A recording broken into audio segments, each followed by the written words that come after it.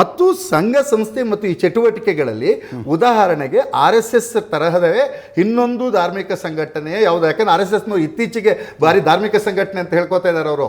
ಅದು ಮುಂಚೆ ಹೌದೌದು ಧಾರ್ಮಿಕ ಸಂಘಟನೆ, ಅದಕ್ಕೂ ಮುಂಚೆ ಅವ್ರು ಹೇಳ್ತಿದ್ರು ನಾವು ಸಾಂಸ್ಕೃತಿಕ ಸಂಘಟನೆ ಅಂತ.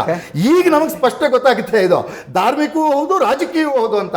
ಅದಕ್ಕೇನು ಅಂತಂದ್ರೆ ತುಂಬಾ ಸತಿ ನನ್ನ ಗೆಳೆಯ ಒಬ್ಬ ಹೇಳ್ತಾ ಇದ್ದ, ಅಣ್ಣ ಇದೇನು ಭಾರಿ ವ್ಯತ್ಯಾಸ ಏನು ಕಂಡು ಬರಲ್ಲ. ಇವರು RSS ಬಂದಾಗ ಈ ರೀತಿ ಪ್ಯಾಂಟು ಟೋಪಿ ಎಲ್ಲ ಹಾಕೊಂಡು ಮೆರವಣಿಗೆಗೆ ಬರ್ತಾರೆ, ವಿಶ್ವ ಹಿಂದೂ ಪರಿಷತ್ ಅಂದ್ಕೊಳ್ಳೆ ಪಂಚಗಿಂಚೆ ಉಟ್ಕೊಂಡು ಹಿಂಗ್ ಹೋಗ್ತಾರೆ, ಮತ್ತೊಂದು ಅಂದ್ಕೊಳ್ಳೆ ಲಾಠಿ ದೊಣ್ಣೆ ಕತ್ತಿ ಹಿಡ್ಕೊಂಡು ಹೋಗ್ತಾರೆ, ಬಿಜೆಪಿ ಅಂದ್ಕೊಳ್ಳಿ ಸ್ವಲ್ಪ ಬಿಳಿ ಶರ್ಟ್ ಹಾಕೊಂಡು ಬಿಜೆಪಿ ಸಭೆಗೆ ಬರ್ತಾರೆ ಅಂತ.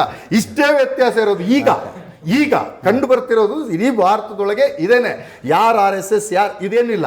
ಅವರು ಈಗ ತುಂಬ ಮೊದಲೆಲ್ಲ RSSನವ್ರು ತುಂಬ ಸೂಕ್ಷ್ಮತೆಯನ್ನು ಪ್ರಕಟ ಮಾಡ್ತಾ ಇದ್ರು. ಏನು, ನಾವು ರಾಜಕೀಯವನ್ನು ಬಚ್ಚಲ ಮನೆ ಥರ ಇಟ್ಟಿದ್ದೀವಿ, ಅದನ್ನು ದೂರ ಇಟ್ಟಿದ್ದೀವಿ ಅಂತ. ಯಾವಾಗ ಈಗ ಕೇಂದ್ರದಲ್ಲಿ ಅಧಿಕಾರ ಬಂದು ಎಲ್ಲ ಆಯಕಟ್ಟಿನ ಜಾಗಕ್ಕೂ ನಾವು ಹೋಗಿದ್ದೀವಿ ಅಂತ ಅನಿಸ್ತಾ ಇದೆ. ಈಗ ಪಡಸಾಲೆಗೆ ಬಂದ್ಬಿಟ್ಟು ಈ ಪಡಸಾಲೆ ನಮ್ಮ ಸ್ವಯಂ ಸೇವಕ ಒಬ್ಬ ಪ್ರಧಾನಿ, ನಮ್ಮ ಸ್ವಯಂ ಸೇವಕ ಒಬ್ರು ಹೋಮ್ ಮಿನಿಸ್ಟರ್, ನಮ್ಮ ಸ್ವಯಂ ಸೇವಕ ಒಬ್ರು ಮುಖ್ಯಮಂತ್ರಿ ಅನ್ನೋಕೆ ಸ್ಟಾರ್ಟ್ ಮಾಡಿಬಿಟ್ಟಿದ್ದಾರೆ.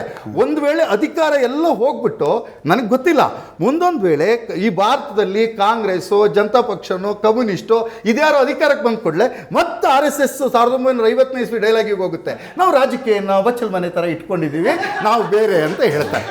This is the reality. RSS ಏನು ಹೇಳ್ತಾ ಇದೆ ಸಮಾಜಕ್ಕೆ, ನಾವು ಶಾಲಾ ಕಾಲೇಜುಗಳಲ್ಲಿ ಯೋಗ ಕಲಿಸ್ಕೊಡ್ತಿದ್ದೀವಿ, ನಾವು ವ್ಯಾಯಾಮ ಕಲಿಸ್ಕೊಡ್ತಿದ್ದೀವಿ, ಸುಭಾಷಿತ ಕಲಿಸ್ಕೊಡ್ತಿದ್ದೀವಿ ಅಂತ ಹೇಳ್ತಿದಾರಲ್ಲ, ಅದು ನಮ್ಮ ಶಾಲಾ ಕಾಲೇಜುಗಳಲ್ಲಿ ನಮ್ಮ ಪಠ್ಯಪುಸ್ತಕಗಳ ಮೂಲಕ ಕಲಿಸ್ಕೊಡ್ತಾ ಇದ್ದೀವಿ.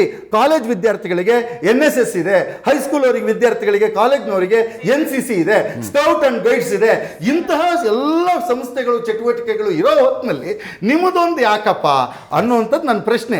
ಈ ದೇಶದಲ್ಲಿ ಏನು ಅವಘಡಗಳು ನಡೆದೋಗಿಲ್ಲ, ಧರ್ಮವೂ ಅಪಾಯಕ್ಕೆ ಸಿಕ್ಕಿಲ್ಲ, ಧರ್ಮವೂ ಚೆನ್ನಾಗೇ ಇತ್ತು, ಆರಾಮಾಗೇ ಇತ್ತು.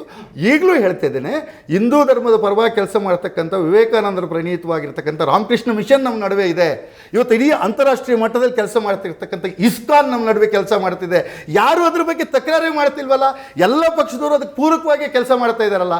ಇವ್ರ ಸಮಸ್ಯೆ ಇರೋದೇನು ಅಂದ್ರೆ ಬಿಜೆಪಿ ನಾವು ಒಂದೇ ಅಂತ ಗೊತ್ತಾಗ್ಬಿಟ್ಟಿದೆ. ಈಗ ಮೊದಲು ಒಂದೇನೆ, ಈಗ ಅಧಿಕೃತವಾಗಿ ಘೋಷಿಸ್ಕೊಂಡು ಬಿಟ್ಟಿದ್ದಾರೆ.